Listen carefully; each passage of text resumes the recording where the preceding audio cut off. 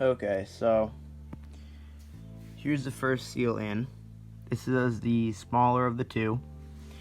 This one, if your case is upside down or inside out, whatever you call it, the seal should also go in upside down or inside out. Then you're going to take your new bearing with the lettering. Focus. Sorry, I'm filming on my 6S right now and it will not focus. Anyway, the lettering is on the outside here. You're going to take that and I'll pop this in and then cut back.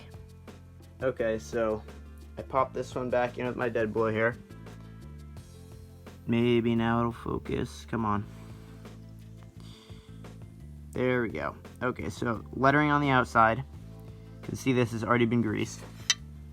If we flip it over, you can see this seal with the flat part and the lettering facing outside here.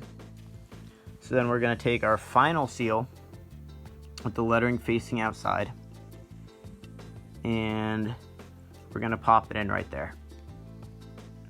And boom, it's in.